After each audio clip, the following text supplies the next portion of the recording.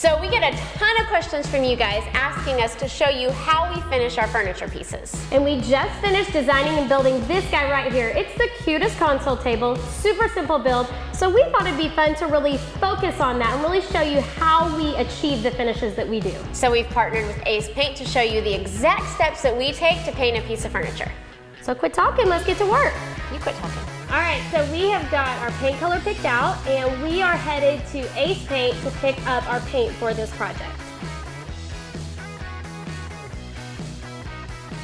All right, the very first step is going to be to protecting whatever is under what we're gonna be painting. So we've got a drop cloth for that. We're gonna lay it out.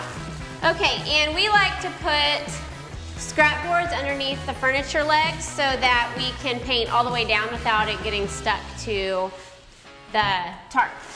All right, so we've got our floor covered. Now let's talk about the sanding process. So we like to use a 3-step process when we're sanding, and that is starting with a coarse grit, a medium grit, and then a fine grit over the entire piece. All right, Ash, show them what you're doing here. So Ace has made it super easy to make this a no-brainer. They tell you this is step 1, it's the coarse grit. They show you step 2, medium grit, it's 120. And to follow up with a step 3, 320, that's fine grit, and that is for final smoothing of top coats. All right, Whit, what you doing? Well, I'm starting with the first grit, and that's the most coarse one right here. So as you're doing this on your own piece, you might notice that there's gonna be lines that you're gonna see. These are what we're gonna work out as we go from, most coarse to the smoothest. Now I'm just going over the entire piece. I really like to come and angle my corners a little bit, which we're also gonna do in a final step when we do a little distressing, because I feel like it gives it that, like, I didn't make it in my garage look. We like to go for that look. All right, guys. Step 1, finished. Ash, step 2 is for you. All right, I am doing step 2 now. This is a medium grit, it's 120 grit, and it is gonna be a little less coarse than that first one that we used, and it's gonna smooth out a lot of those lines that we made with the coarse grit. It's a good arm workout too, huh, Ash? Yeah, I need to make sure that I switch so I don't have like one arm that's swole and the other isn't. She'll be coming around the mountain when she comes. Yeehaw! I'm done here, time for step 3. All right, and I will be doing the final step, which is making this the smoothest as possible. So I have a 320 grit, which is super fine. And I'm just gonna go over everything again. Here we go. Oh, and if y'all could just feel it. I wish you could feel it through the camera, how smooth it is. Feel-o-vision. That's right, oh, if only. Feel tube. We need to coin that. Ah, splinter. Just kidding.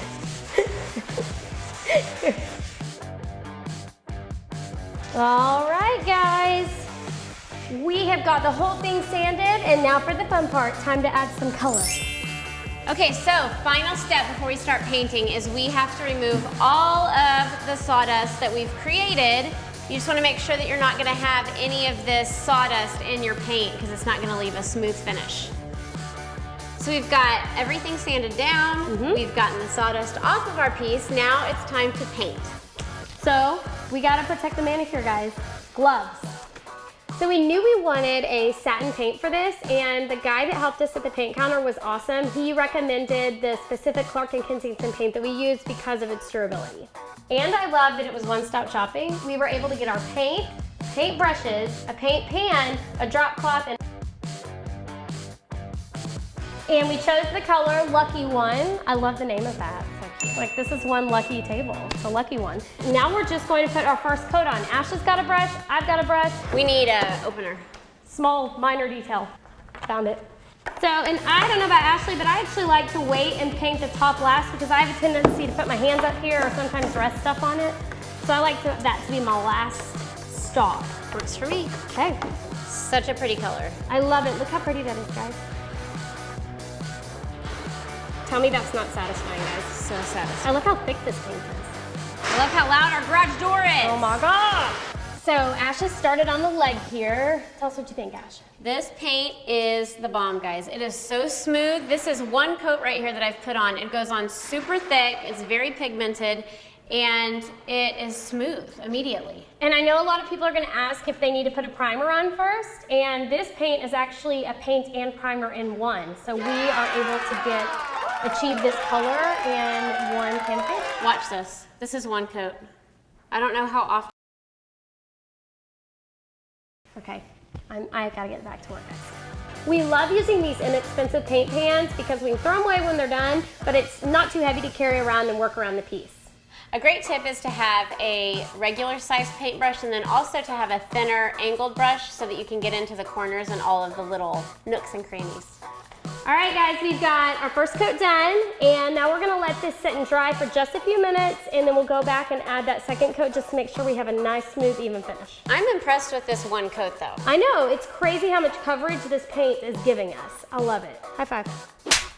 I thought I loved the first coat of paint, but the second coat really takes it to that next level. It looks super finished. It's got a very smooth finish. All of those paintbrush strokes are gone and it is beautiful.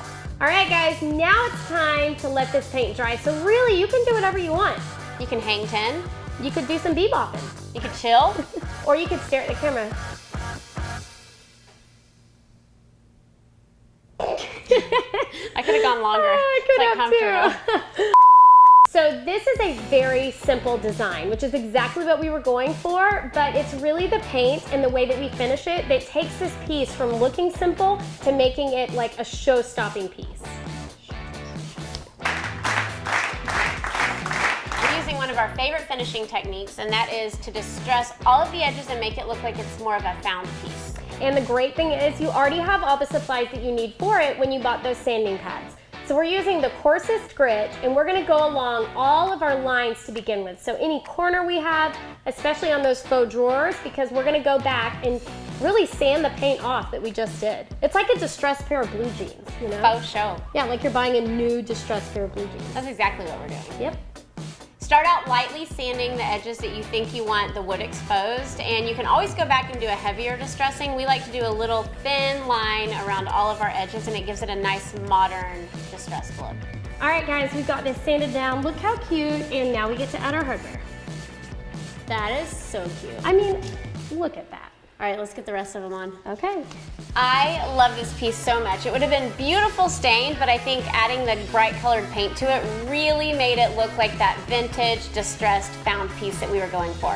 And that simple design was taken to the very next level using the Clark & Kensington paint. I think this piece is just so beautiful. All right, guys, make sure to subscribe. You do not want to miss another project that we have in store. And make sure that if you build any of our pieces that you use hashtag #ShantyToChic on social so we can share them too. Happy building! And painting. And finishing. And distressing. All the things. All the things. And bebopping. And chilling. Cut.